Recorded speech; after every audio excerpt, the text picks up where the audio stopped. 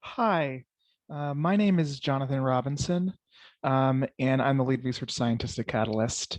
And I'm here today to present a project that I've done in conjunction with Chris Warshaw at George Washington University and John Sides at Vanderbilt that we're calling When Mass Opinion Goes to the Ballot Box, a national assessment of state level issue opinion and ballot initiative results. So our motivation here, I think, is threefold. One is that we're really interested and think that there's been some important research that's been conducted on the disconnect between public opinion in districts or among constituents and what elites perceive public opinion to be. There's a very good recent work on both legislators and staffers that show that they believe public opinion on a variety of issues to be more conservative than surveys would suggest. And we're also motivated sort of by two other things. One is that we've been interested in ballot initiative as a source of public opinion. You know, it might be controversial at this conference to say that public opinion isn't just surveys, but one of the godfathers of public opinion research, V.O. Key, said really that public opinion is those opinions held by private persons, which governments find it prudent to heed. And ballot initiatives is one way, along with surveys, we're combining the two in this talk, that citizens share their preferences with elected officials. And finally, we have a real desire to be able to take surveys, public opinion polling on issues, which tend to not really have the same kind of external validity that, for example, election polls do. And we have a desire to explore that by combining the two data sets to really see what public opinion survey data has to say on issues that are voted on in ballot initiatives. And so we pull ballot initiative data at the state level on basically a variety of topics, nearly all statewide ballot initiatives going back to 1958. We combine that with a large scale collection of public opinion data. So that's data from the Roper Center, going back in time to more recent, more modern, large-scale studies like Nationscape or the CCES. And we take those national surveys and we create downscaled public opinion estimates at the state level for issues over time using a dynamic MRP model that is estimated via the DGO package in R, which folks can access via this hyperlink in this presentation. And generally speaking, when we look at these results, nationally across time, they line up very well when you aggregate up the estimates with national surveys that we see on a variety of these topics. It's not something we're going to go into too in depth in this presentation. MRP and the estimates that come out of it are really core to the work that we're doing here. There's been a lot of great work in that area, and we're building upon it in this applied use case.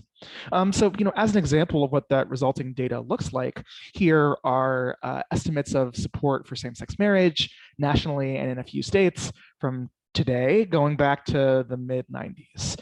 And so we have this for a variety of different issues. When we put these two data sets together, the ballot initiative on the one hand, public opinion data on the other, we have about 200 pairings across 11 topic areas, which include issues like abortion, marijuana, the minimum wage, same-sex marriage, and guns, and a variety of others that we'll be showing in some of the graphs that we'll be talking through in this talk. But really what brought us to this topic was that there does seem to be this conservative bias in some case studies on issues that the critics of some of this work that shows a disconnect have brought up when looking at public opinion and ballot initiatives. And one of the key case studies has been, and it's exemplified by this article in the New York Times Upshot, initiatives on background checks for gun purchases. So it's an extremely popular issue. And in Washington State, Nevada, and Maine, these initiatives earned a much smaller vote share than the initial polling would suggest. And so we want to do this in a more broad way. We want to look at it across all these issues. Is there really this conservative bias in public opinion?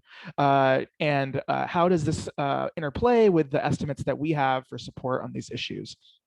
So walk through an example here on background checks. So in 2016, as we mentioned, there was question one, in Nevada, the Nevada background checks for gun purchases initiative. On the one hand, we have an MRP estimate of support for background checks in Nevada in 2016, where pretty standard survey question, around 86% of respondents supported on the issue of gun regulation, background checks for all sales, including at gun shows and over the internet. Question one got about 50.4%, so it barely won. The question wording is different. I don't think it includes some of the hook, lines, and sinkers that you normally see in survey question wording experiments, but it sort of gets at a very similar topic and shows a really big difference. So, it says, except in, do you amend state statute to prohibit it, except in certain circumstances, a person from selling or transferring a firearm to another person, unless a federally licensed dealer first conducts a federal background check on the potential buyer or transferee. And this is about a 35-point difference, a quite big gap. Again, much bigger than what you see in survey question wording experiments. And so we want to look at this kind of thing across a ton of issues. So we're going to dive in here. There are a number of metrics we're going to look at it. Look at this relationship on. One is just sort of the direct relationship between public opinion estimates and initiative outcomes. And the other are sort of looking at exploring the differences between the two. Because as you can see in this example on gun control, on background checks, there are quite large differences across some of these issue areas. So descriptively, polls are positively related with initiative results with a correlation of about 0.6. That's strong. It doesn't suggest that public opinion is totally unrelated. And in this graph, we plot this relationship in more detail across all the 200 initiatives that we have in this project. So on the x-axis, we have the MRP estimate. On the y-axis, we have the ballot initiative result, and they're both scaled in the liberal direction. In this case, there are some dots that you can see in the graph that are blue. Some dots that you can see in the graph are red. The blue dots are initiatives that are moving the status quo public policy in the liberal direction. The red dots are ballot initiatives that move the status quo for public policy in the conservative direction. We can actually see in a really neat way that for the most part, the initiatives are being put on the ballot that's seemingly in response to public opinion. So public opinion from surveys. We can see that ballot initiatives that are seeking to make public policy more liberal are almost exclusively the purview of initiatives that do greater than 50% surveys, though not all. And conversely, we see conservative ballot initiatives that are trying to move public policy in the conservative direction tend to do in places where public opinion on those issues is relatively less popular in terms of the liberal position. So we're going to next break this out by issue area. Here are the 11 topics. We can see that this relationship and the correlation does seem to vary by topic. Sometimes there are intercept shifts. Sometimes there's this sort of attenuated relationship. We see that this does vary, but generally speaking, this relationship is positive across all issue types. And this is robust to several regression models that, in this case, control for the public opinion estimate from the MRP model, whether the initiative shifts the status quo in the liberal direction, or if the opinion question is framed as moving public policy in the liberal direction. And when we control for all those different things and use stricter and stricter models with varying topic, state, year fixed effects, we're able to really see that public opinion is robustly, though it's not as strong as it is in the correlation, related to ballot initiative outcomes. And under strict conditions, we do see that there is a small bias that we sort of see when we trying to predict ballot initiative outcomes for if the initiative is trying to shift the status quo policy in that liberal direction. And as we make more and more robust controls, we tend to see this direction or how the opinion question is wording kind of fade away. In terms of how the public policy question here is framed.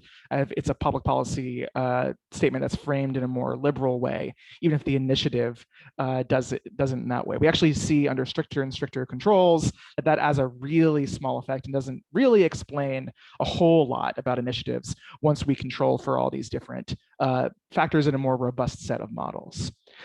But as we move into the meat and bones of this talk, what I'm really interested in, I hope you will be too, are the residuals. So what helps to explain the differences that we see between ballot initiatives and public opinion estimates? And this graph does exactly that. So again, here on the x-axis, we have the MRP estimate, how popular the liberal position is on these topics. And on the y-axis, we have the difference here between how the ballot initiative performed and the public opinion estimate, where negative values are underperforming and positive values are overperforming. And we can see that there is a negative relationship here. It's relatively strong. We see that more popular policies underperform and less popular policies overperform. But we see here in the structuring here, and what these two arrows here are pointing at, is that a good deal about this also has to do on top of the popularity of the issue, whether public policy is moving things away from the status quo in some real way or not. And generally, what we do see is this strong status quo bias and mean reversion, where issue position opinions in public polls and in public opinion that we're seeing here generally seem to be more spread out. When the initiative results come back in, they're much more compressed. And we'll talk through the ways that that might be. We see these trends being true across a variety of issues. So, two examples we want to call out, though they're generally true across almost all issues.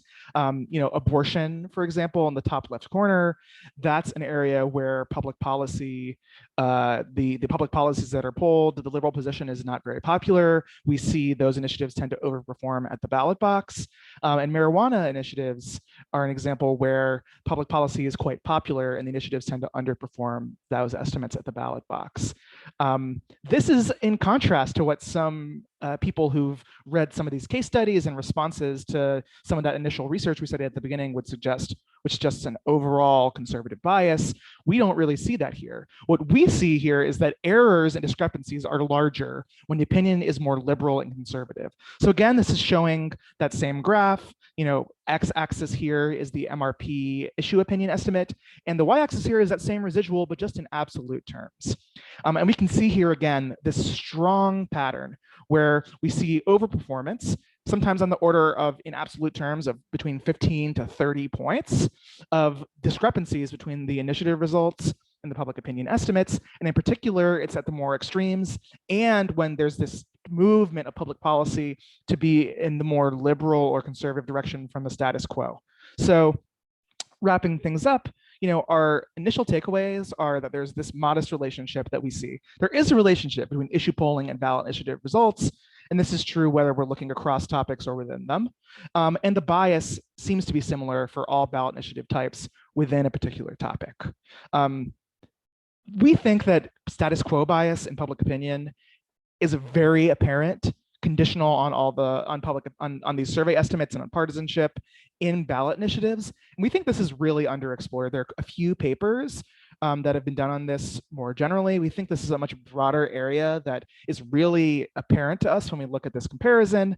And this is highlighted because, again, we see bigger discrepancies between the initiative outcome and what public opinion would suggest when opinion is lopsided in one direction or another, and the initiative tends to change public policy in that direction, which is quite different from saying there's just a conservative bias in public opinion. It does suggest this mean reversion, where partisanship is a much more important predictor than issue opinion more generally.